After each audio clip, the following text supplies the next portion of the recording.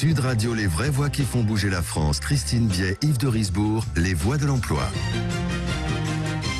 Bonjour, bienvenue, c'est l'épisode 5 des Voix de l'Emploi sur Sud Radio avec Christine Biet. Bonsoir. Bonsoir Yves. Si vous avez l'image, Christine Biet est aux couleurs de Sud Radio, en noir, en blanc et en rouge. Heureusement que vous ne bossez pas chez Manpower. Et puis, dans les Voix de l'Emploi, on va pouvoir parler avec vous, bien sûr, au 0826 300 300, vous qui vous posez des questions sur l'emploi à venir, sur comment faire votre CV, comment être recruté, etc. On en parlera bien sûr à travers nos différentes rubriques. On va parler même d'argent, comme l'a dit tout à l'heure notre camarade Bordy. On parlera aussi d'un métier à découvrir, mais ça je ne vais pas tout vous dire maintenant. Et puis dans la bonne voie, on va parler d'une reconversion un peu rigide. C'est pas tout à fait une reconversion, vous verrez. C'est comment on passe d'un emploi à un autre après s'être un petit peu reposé ou avoir fait une passion entre temps. Et puis bien entendu, à la fin de l'émission, ce sera la boîte à job dans laquelle Christine est allée fouiller pour trouver des jobs intéressants, c'est le moins qu'on puisse dire. Je le dis. Elle le dit. Et bien entendu, dans chaque numéro des Voix de l'Emploi, nous avons un invité. Et une fois n'est pas coutume, ce n'est pas un, mais une invitée, Christine. C'est une invitée qui, j'espère, ce soir, en ce mardi plein d'énergie, va nous accorder un peu de crédit, puisqu'il s'agit de Orane Pierre, qui est responsable des ressources humaines de la société Artemis Courtage. Bonsoir Orane. Bonsoir à vous deux. Bonsoir. Alors, première question, c'est vous que je l'ai posée toujours. Oui, la question qui est: quel est le parcours de cette société? Donnez-nous un peu les grands axes du CV, on va dire, d'Artemis Courtage. Artemis Courtage. Alors, Artemis Courtage, ça fait 10 ans qu'on existe. On a fêté nos 10 ans donc l'année dernière. C'est l'histoire en fait de 6 associés qui ont cofondé cette structure. Donc il y a 10 ans, et aujourd'hui on est 350 sur le plan national. Et notre métier, c'est d'accompagner donc nos clients dans l'obtention d'un plan de financement. Et aussi la partie assurance emprunteur. D'accord. Alors vos clients sont des professionnels, des particuliers, des entreprises? Alors pour le coup, avec l'aide aussi de toutes nos filiales, on balaye finalement autant les particuliers, les professionnels. Moi je vais voir pourquoi par exemple. Qu'est-ce qui fait que Artemis Courtage pourrait m'aider dans une démarche pour acheter une maison, une voiture, une entreprise? Alors un bien immobilier. Un bien immobilier. Donc on est dans l'immobilier.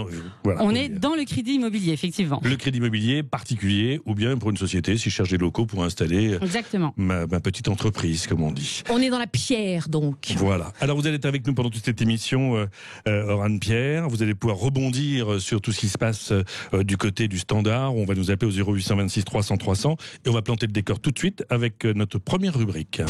Sud Radio, les voix de l'emploi, on vous rappellera. On vous rappellera, vous savez, c'est ce que souvent on met lorsqu'on est responsable des ressources humaines comme vous. Enfin, j'espère que vous le faites pas trop souvent et que vous rappelez quand vous dites on vous rappellera.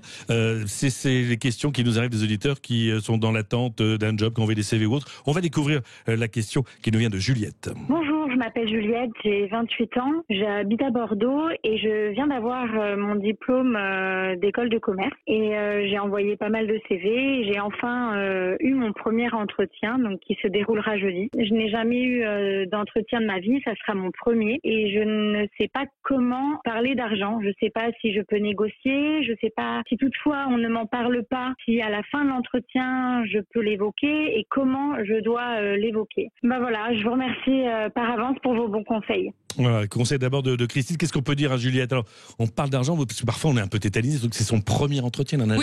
Oui, tout à fait. En plus, c'est un premier entretien et c'est vrai que c'est très français. On a beaucoup de mal à parler d'argent. Il faut le faire pour 2 raisons déjà.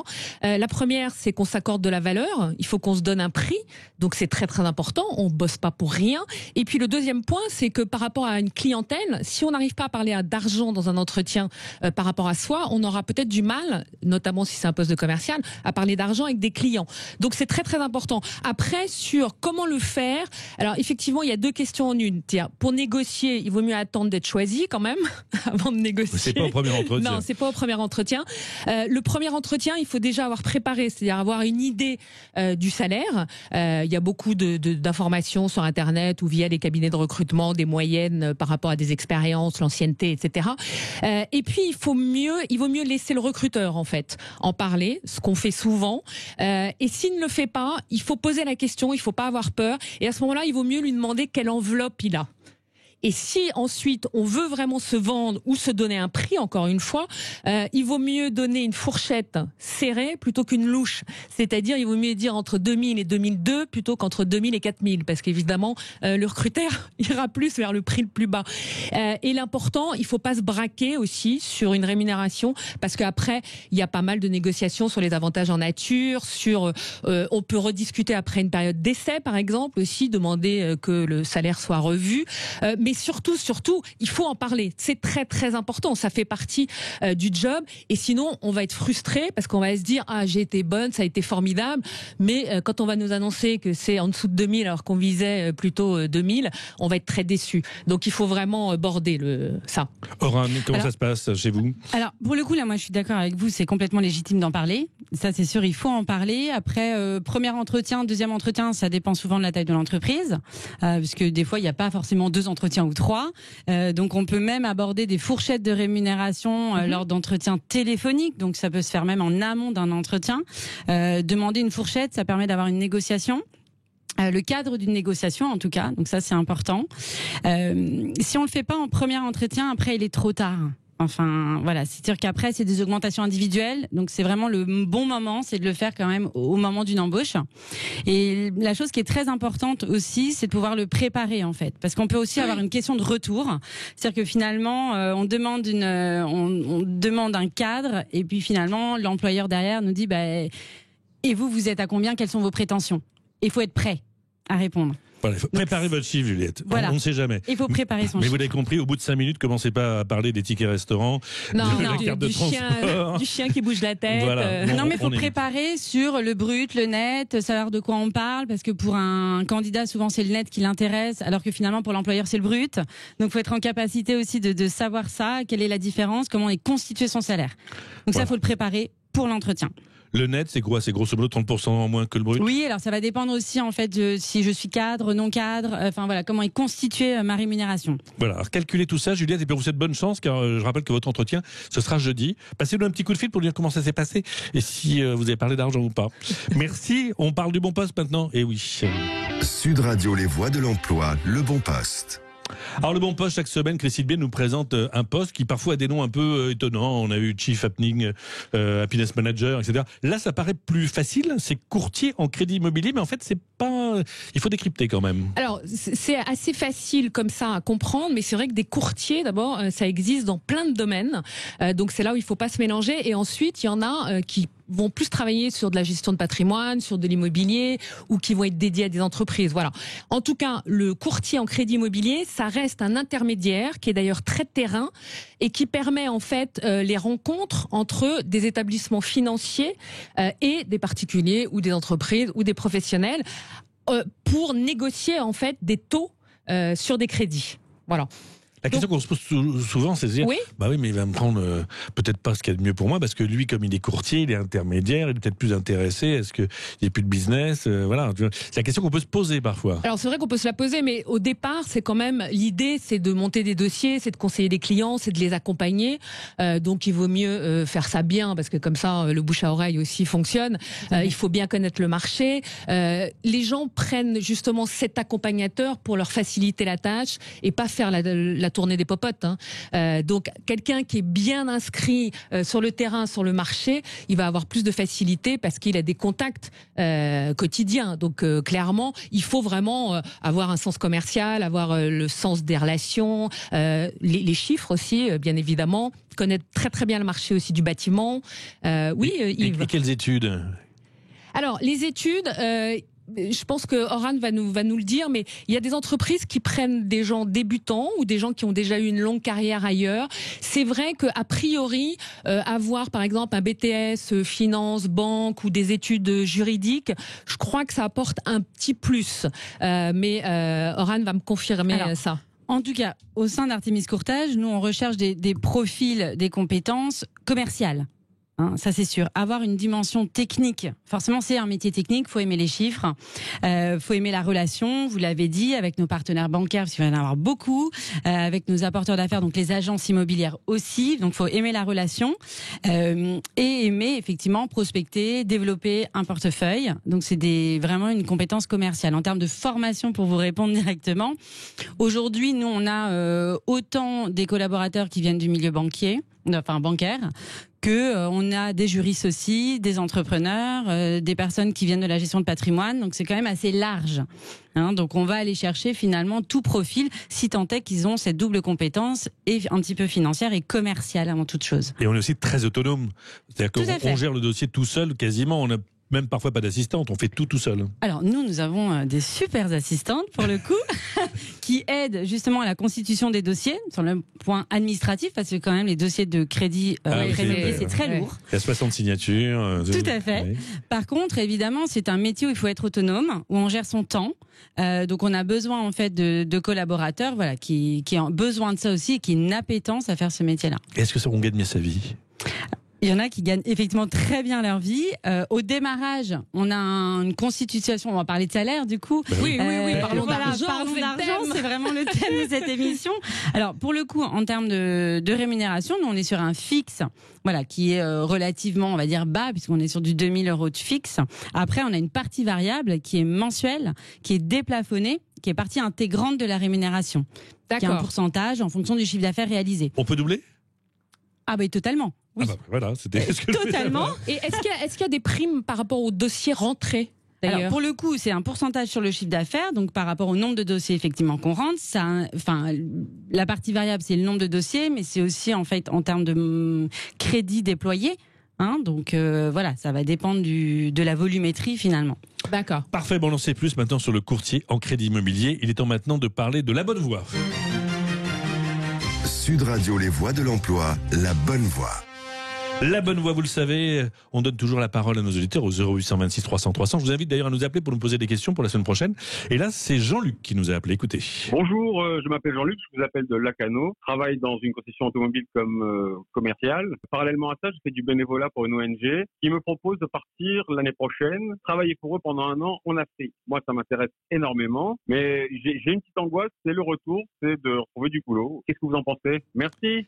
Bah oui, c'est une question qu'on se pose. On aimerait bien prendre comme ça. Tiens, on va faire un tour du monde, on va faire ceci, on va bosser pour une ONG, etc. C'est le retour qui est plus compliqué. Oui, c'est le retour après une période d'inactivité, en fait. Donc, ça peut être aussi élever des enfants, ça peut être une année sabbatique, etc. Moi, je donnerais vraiment 2 conseils. C'est quand on rentre, c'est d'assumer cette période d'inactivité et de ne pas mentir, parce que vous savez que quand même 75% des CV sont bidonnés, donc il va falloir arrêter. Nous, on vérifie, on peut savoir. Donc, il faut vraiment assumer et expliquer en fait les compétences, voire les aptitudes qu'on en a tirées. Si on a voyagé, on a fait du bénévolat, forcément il en ressort énormément de choses. Donc c'est ça qu'il faut mettre en avant dans le CV, dans la lettre de motivation et en entretien. Mais surtout, ne pas mentir et raconter. Alors Jean-Luc, il se tâte, il nous écoute. Écoutez bien Jean-Luc, parce qu'on a en ligne avec nous Théo. Et Théo, lui, a vécu l'expérience. Bonsoir Théo. Bonsoir. Alors Théo, vous êtes parti, vous avez quitté un job, que ce que vous faisiez auparavant? Ouais, alors moi je suis même parti 2 fois ces 5 dernières années, après mes études, et j'ai démissionné de mon dernier emploi, donc je travaille dans la communication chez Le Bon Coin. Le Bon Coin. Et vous êtes parti? Est-ce que vous avez vu une annonce qui vous plaisait? Et alors effectivement j'avais une petite appétence pour le voyage, mais moi voilà, au bout de 2 ans, j'ai décidé de repartir pour mener un projet de photo et d'écriture avec mon meilleur ami. Donc j'ai démissionné et je suis reparti 1 an en voyage. Et vous êtes rentré quand là? Je suis rentré l'été dernier et je retravaille depuis janvier dernier. Et donc Théo, qu'est-ce que vous donneriez comme conseil justement? La première chose que vous avez faite quand vous êtes rentré, bon à part vous reposer et aller voir vos parents peut-être, qu'est-ce que vous avez fait? Vous avez réseauté, vous avez refait votre CV, vous avez... Ouais, alors de manière assez pragmatique, oui, refaire son CV, je pense effectivement que c'est la base. Ensuite, je pense que ne pas se précipiter, c'est un conseil que je pourrais donner, parce que c'est pas parce qu'on sort d'une période d'inactivité qu'il faut se précipiter et penser qu'on vaut moins que les autres. Moi, après mon premier tour du monde, j'avais un ami RH qui m'avait dit que c'était pas évident d'avoir un trou d'1 an dans son CV quand on est junior. Au final, j'en ai eu 2, ça m'a pas empêché de trouver quelque chose qui me plaît. Donc je pense qu'il faut quand même prendre le temps d'étudier les offres, de savoir ce qu'on veut faire. Ça, c'est la première chose. Et la deuxième, je pense que je suis assez d'accord avec vous sur le fait de ne pas s'excuser, ni se dire qu'on doit forcément justifier, mais raconter honnêtement son expérience. Je pense qu'aujourd'hui, on est tous dans des carrières qui sont plus forcément linéaires, etc., où on est amené à changer d'entreprise, de secteur, à se poser des questions. Et je pense qu'il faut valoriser ça, le fait de prendre le temps de se poser les bonnes questions quand on en a la possibilité. Aurane Pierre, chez Artémis Courtage, vous avez des personnes qui ont fait ce qu'a fait Théo ? Alors, pour le coup, on a une personne effectivement qui a fait ça, mais qui était dans un groupe bancaire, qui a fait un voyage, une année sabbatique, et finalement a travaillé certainement son projet professionnel et est arrivé chez nous après. Donc, je pense qu'elle avait travaillé sa reconversion, même si on a des compétences transférables entre le milieu bancaire et le courtier en prêt immobilier. Après, on a récemment d'ailleurs une collaboratrice aussi qui est partie finalement quelque temps, en mobilité finalement sur le plan national, et finalement qui est revenue chez nous après. Enfin, oui, c'est des choses qui peuvent arriver chez Artémis Courtage, mais dans beaucoup de sociétés. Et c'est plutôt bien vu par les DRH, c'est pas un problème. Là où je pense que vous avez totalement raison. Oui, voilà. C'est possible. Il faut l'expliquer. Il faut être en capacité de l'expliquer, de ne pas le cacher, montrer ce que ça nous a apporté et être en capacité de réfléchir sur un projet. Je pense qu'il faut prendre le temps de réfléchir sur ces périodes-là, sur un projet professionnel, sur ce qu'on a envie de faire et pas forcément retourner sur ses premiers amours et essayer d'arriver à rebondir sur un autre projet. Il faut faut se remettre en selle et puis encore une fois, même une femme qui s'arrête pour élever des enfants, je peux vous assurer qu'au niveau de l'organisation, elle sera au taquet quand elle se remettra Exactement. Théo, on peut rassurer votre employeur actuel, vous n'allez pas repartir quand même. Pas tout de suite. Pas tout de suite. Oh, pas tout de suite. J'espère qu'il vous écoute pas. Merci Théo pour votre témoignage. Merci, au revoir. Et bonne continuation. Au revoir. Être revenu dans la vraie vie de tous les jours. Après, effectivement, un an et demi de reportage photo à travers le monde. Bravo. Merci Théo. On va parler de la boîte à job maintenant. Sud Radio, les voix de l'emploi, la boîte à job.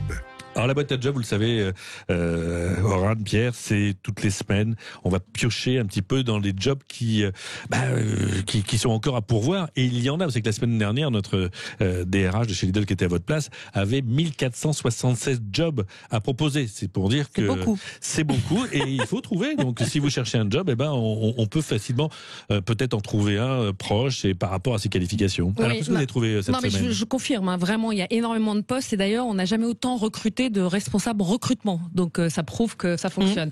Alors aujourd'hui, justement, j'ai un poste chez Le Bon Coin à Toulouse. Ah ça tombe bien, c'est celui que Théo allait. Voilà, c'est Théo qui me l'a donné juste avant quand je l'ai eu au téléphone.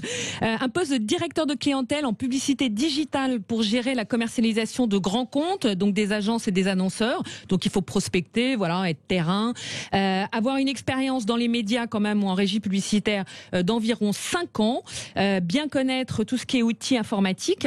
La rémunération est une rémunération intéressante. Le Bon Coin a la bonne rémunération puisqu'on est à 3 500 €. Il faut aller sur leboncoingroupe.com. Une petite dernière de votre côté ? Une petite dernière, une alternance pour une assistante ou un assistant technique du changement. Donc c'est un peu responsable communication pour la Banque Postale à Paris. Donc il faut une formation Bac+4, maîtrise de tout ce qui est outils de PAO et outils Office 365. Donc vous pouvez aller sur le site de la banquepostale.com, onglet carrière. Aurane Pierre, du côté de chez Artémis Courtage, vous avez des jobs à proposer en ce moment ? Oui, tout à fait. Des courtiers. Oui. On recherche des courtiers en prêt immobilier. Donc là, pour le coup, on en parlait du Sud, donc on en parlait à Antibes et à Cannes. Oui. Et on recherche également en Ile-de-France, donc sur notre réseau d'agences, donc sur Paris. Alors, soit avec de l'expérience réussie dans le domaine commercial. Et sinon, on recherche, là pour le coup, je recherche un stagiaire au sein de mon service, service RH. Voilà. Sur quel site on peut trouver ces emplois ? artemiscourtage.com. Voilà, parfait, donc ça aurait pu être .fr. artemiscourtage.com. Merci Aurane Pierre d'avoir été notre invité durant cette émission des Voix de l'Emploi. Et on se dit, nous, à la semaine prochaine, même heure, même antenne. Et d'ici là, 0826 300 300, si vous voulez participer à l'émission. Et les Voix de l'Emploi à réécouter en podcast sur sudradio.fr avec Christine Biet et Yves de Risbourg, ou alors à retrouver sur la chaîne YouTube de Sud Radio. La suite des vraies voix qui font bouger la France, c'est avec Stéphane Soumier sur Bismart et sur Sud Radio dans un instant. Parlons vrai avec les entrepreneurs.